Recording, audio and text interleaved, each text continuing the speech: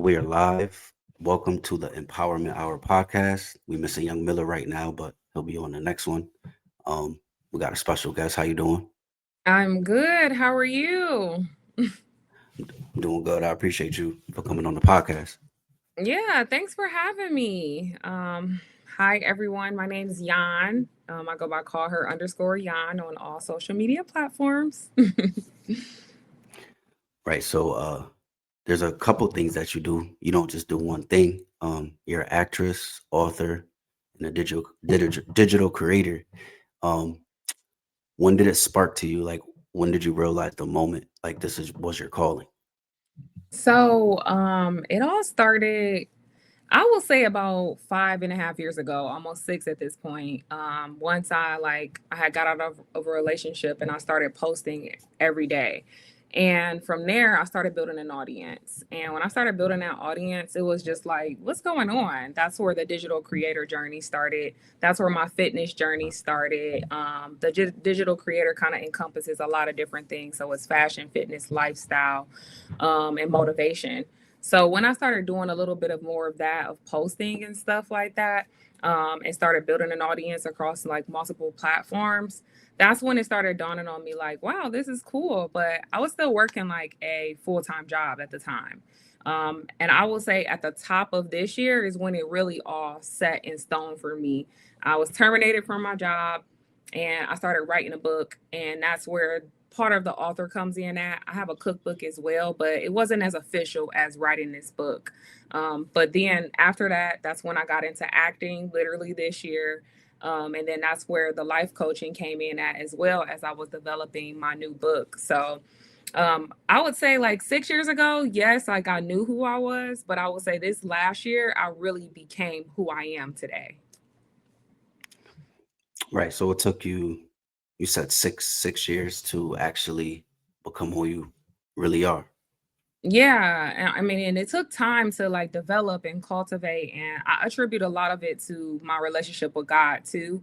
So, like this past, I will say 2.5 years have been spent intentionally seeking Him and building my relationship with Him, and that also was a really big part of me stepping into the woman that I am today. And what's one thing that you learned that you use every day? It's probably my slogan. That came from my mom. It started with my stepmom in high school. She used to always say to us, "Positive thoughts bring about positive responses." And so when she started saying that, she would lead with positive thoughts, and we'd have to finish up with positive, bring about positive responses. So after that, as time progressed, I started to develop my own mantra for myself, and it became, "It's a great day to be great." And I live by that every single day. And it closely aligns with a Bible verse which says that this is the day the Lord has made. Let us rejoice and be glad in it. And so once I've developed that mantra, I live by that every single day. And basically, all that is saying is that no matter what happens each day, it's a great day. Right. Yeah. And you gotta stay positive. Yes, absolutely. Positivity is key. I mean, like my stepmom would say, positive thoughts bring about positive responses. So if you look at every situation and think about the positives that come out of it, you're only going to bring out of a positive response from that. Right. And you being a multi-creator, how do you balance expressing yourself like authentically across different platforms and like mediums without losing your core voice? Um, I also still attribute that to God as well. So one of the main things which I actually just posted about today on my story, I was basically just saying like you have to work as though you're serving the Lord and not some human master. That's also a Bible verse too. But mainly what it says is that like I made a video about this a while ago that if I was worried about who didn't or who did clap for me, I would miss what God was doing for me in that moment. So when I show up every single day, I show up with the pretense and the thought like, how can I do this for God? How can I spread a message that, allows my light to shine bright before others? And so the way that I show up is mainly knowing that I'm doing this for God and not necessarily doing it for people, but doing it to touch God's people, doing it to touch and bring people closer to God. So when I show up and I've started like with that thought in mind, that's how I've always been able to be authentic. I'm also very big about brand awareness and alignment. So I don't do like a lot of collaborations that I know go against what I stand for and what my core beliefs are, which also ties to my book that I wrote about, because it's a faith-filled motivational book. But I have a chapter that says staying rooted in your values. I'm big on values, like I'm big on morals. So basically when I show up each day, I'm showing up with, I know that God is right there in my corner and I'm doing this for God. And so when you have that bigger goal in mind and you're not doing it from a selfishly motivated place, and you're not doing it like you're trying to please others, but you're trying to, impress upon God, that's how I'm able to stay authentic and true to myself, with everything that I'm doing. I'm like, as looking for opportunities, like how can this help somebody else and serve somebody else for God. Yeah, that's a real good way to put it too, because some people like get lost or get discouraged when they don't get applause from people. Yeah, absolutely. And I mean, just doing it for people is, you're going to be disappointed every time. Like people are bound to disappoint you. So that's why it's like for me, it's always been important to have that bigger goal, which I developed in the past 2.5 years in understanding how important it was to build that relationship. Yeah, and how old are you if you don't mind me asking? Yeah, so I'm 37. No, I'm just kidding. I'm 34. Okay, Yeah, so I just turned 34 last month. But yeah. right, and that's a good point because I'm 33, and I just Yeah. realized to do it more for yourself and God instead of trying Mhm. to like please others. Absolutely. I mean, it took me some time for sure. So I think what I started this journey at 31 and a half, right? And so, now I'm 34 or 32 and a half, whatever the math is. But now I'm 34 and I'm like, wow, I can't believe it took me into my 30s. But I'm so glad to be here now at this point, because you could be 40 or 50 just not realizing it. But, thank God it's here mid 30s or early 30s. Right, figured it out right on time because that disappointment, that ain't no Yeah. good. So now it's like it don't even bother you. No, absolutely. Like and I talk to a lot of people all the time, especially with content creation, right? Some videos are going to flop and, people get discouraged even with that. And I'm like, honestly, I have a new model for that. Like, I don't care about a flop because another video is going to drop. And again, my biggest goal again is I'm doing it for with a bigger purpose in mind. Like, it touched someone. Like, I looked at a video the other day that, for somebody with my type of platform, like it did 1,000 views or whatever. Now that's considered a flop, right? But I looked at like the analytics and like it reached 100 something people that liked it. I was like, that's a 10% like people of who liked this video. That's a success in my eyes. I touched somebody with this message. You know what I mean? So it's all about perspective too, and I talk about that in my book as well, and how perspective is everything, and you ultimately get to choose what perspective you're going to look at and what lens you're going to look at life through. Right, and do you really think it's a flop? Like if you're doing it all on your own, you're independent, you hitting like 1,000 views, 5,000, or versus you being backed up and people could put like $1 million into you, make sure it's getting them numbers. Do you think it's really a flop still? No, I mean, I don't. In terms of like, when I say flop, I mean like if you look at the numbers, people would say, "Oh, this is a flop video." You know what I mean?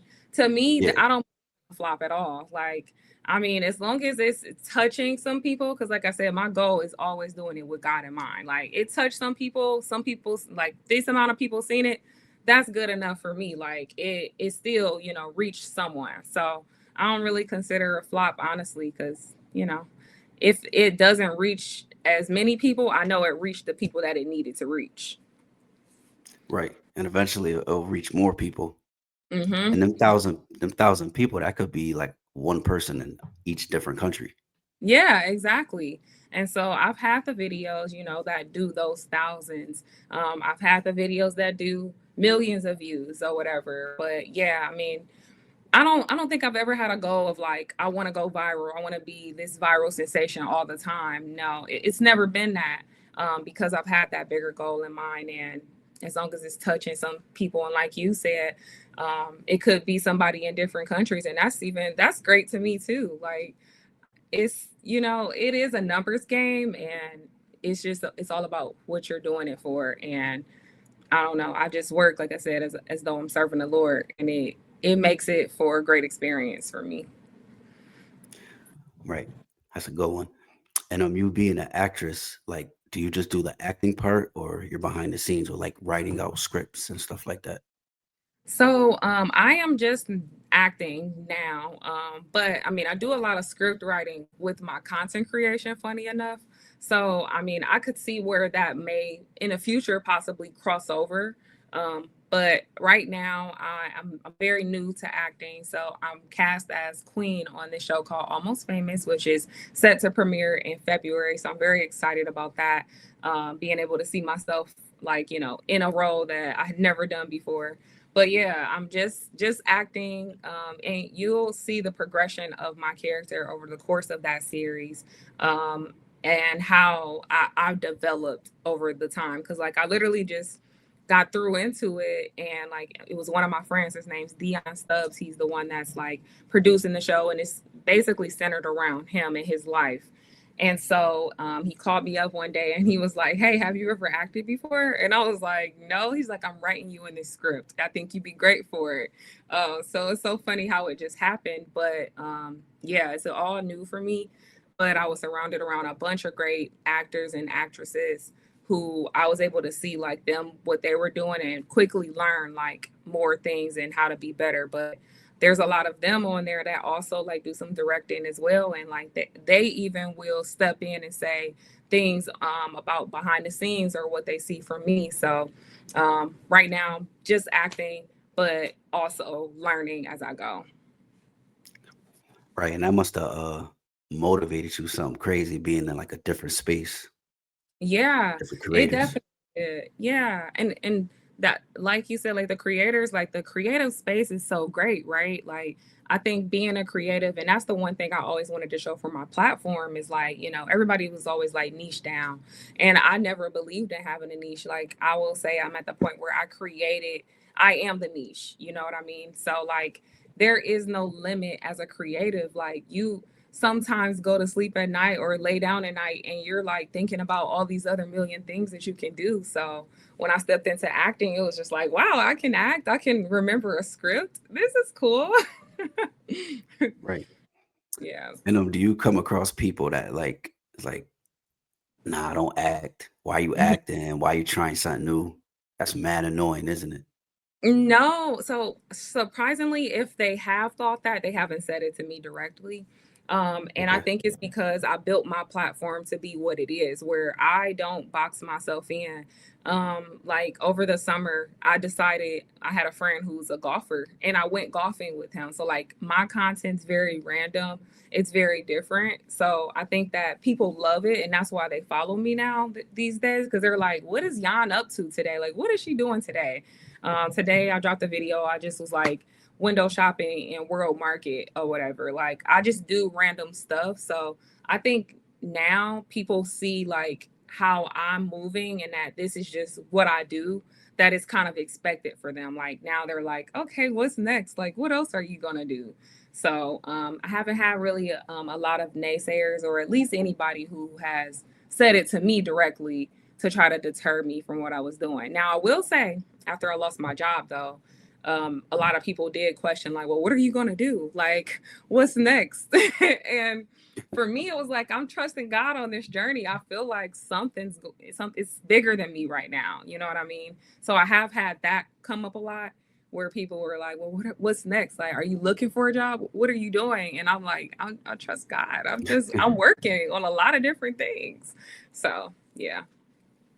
Right. And it's crazy because in that time, you're praying, you got this relationship with God, you're doing your part, and it's like people are like questioning, like, what are you doing? Or like, are you even trying? Mad Yeah. annoying. Yes, yeah, they definitely have been like, well, did you apply to this some jobs this week? Well, when are you gonna start back up? And I'm like, I'm talking to God daily. Like, I don't know. Not saying he's not saying get another job. Obviously, if it comes to that, I'll do it. But I mean, when I tell you the things that I'm working on, how hard I'm going, it's just I don't know. I just feel really good about it, and I trust God. So, yeah. Right. Gotta be. And as you being an author, what's the most challenging part of turning your ideas and life experiences into a finished book? Um, I would say so when I started the journey to writing my book, I think the most challenging part of it was being kind of hard-headed. Like I'm the type of person that just jumps head first and I'm like I'll do some research, but I'm like let's just do it. So writing has always been my forte. It's been something I've been doing since I was younger. I started by writing poetry, and in school, I even thought I was going to take up like English as my major when I did my undergrad because I was always like really big, a really good writer. So I never had really any problems putting it down on paper. But the challenging part was the outline, really outlining it and organizing it and making sure that I followed a structure. That's where I think I had a problem with the book itself. So I wrote my outline, but I didn't realize when writing a book because it's so long that you really have to go super detailed. Like you don't just write the chapters or the names of the chapters, which is what I started with. You got to write the names of the chapters if you're going to have any subtitles. You got to write out every story that you're planning to put in this book so you can properly put it in the right place. Because when I first started writing my book, I knew all the stories and stuff. I had it all together and stuff, but I didn't like separate it like, oh, let's talk about it in this chapter or that chapter. So what happened when I first wrote the book is I was reading it and I found duplicate stories across multiple chapters and I was like, no. I couldn't believe that I did that, but it was because I had a terrible outline. Like my outline wasn't as detailed as it could have been. So what I learned on that journey when I first or with the writing of the book was how important it was to have a very detailed outline. So I think that that was probably the most hard thing, but I have another book I'm going to be working on that I'm very excited to write about. But now I have the experience from that first book to know, have a detailed outline and write out all of your stories. Right. So basically, you had to learn like the author code. Like every Yeah. industry has like a code. Yeah, pretty much. And it's so funny because like I bought a book course from Tony Gaskins and I did not read the book course. I just jumped head in. Like I said, I just started writing. I'm like, yeah, I got this.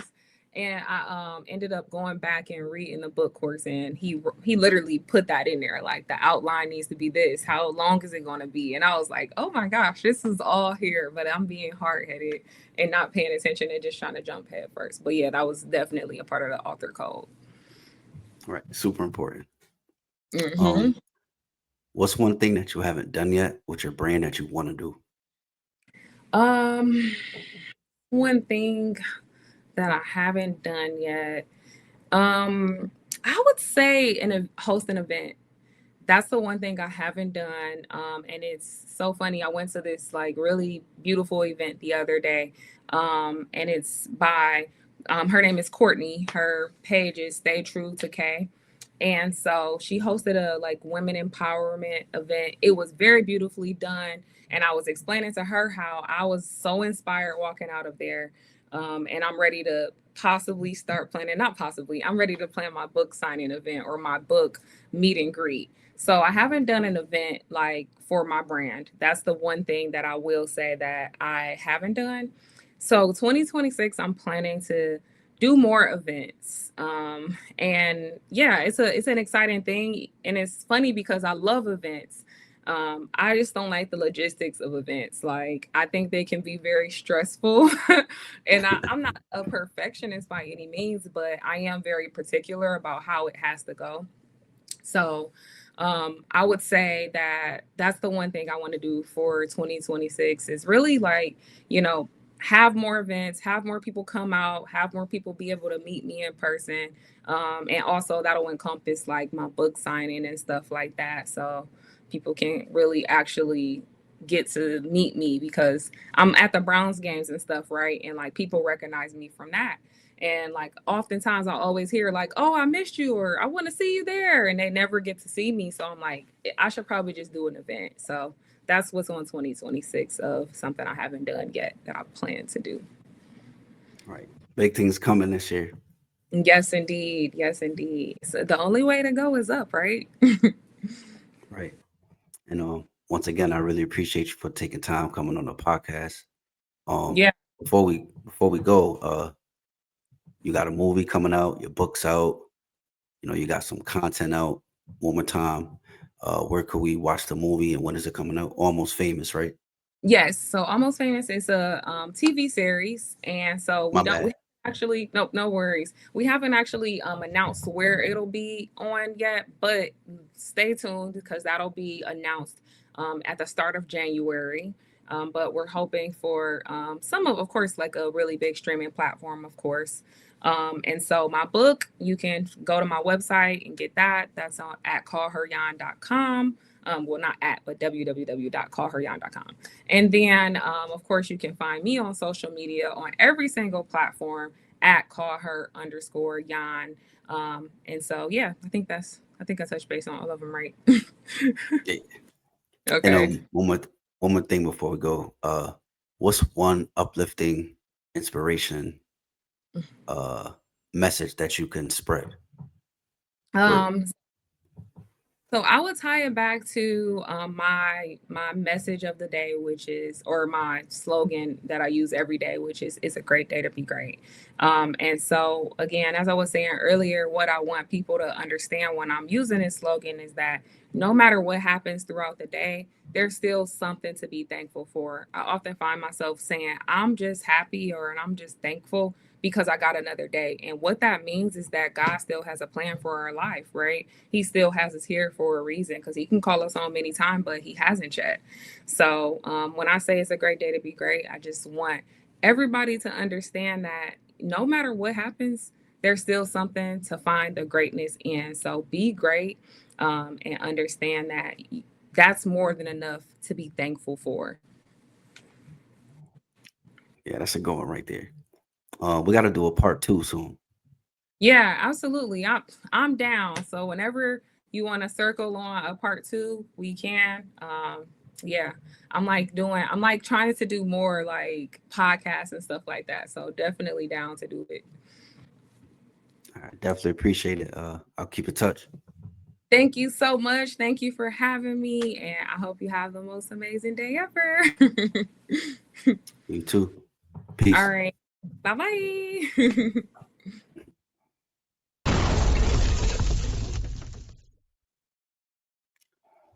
Yes, sir. First episode. It's your boy Go Rome, the Empowerment Hour podcast. Shout out to my bro, Young Miller. He's busy right now, but you're going to see the full set next episode, the Empowerment Hour podcast. Young Miller, DMG, and we out. Peace.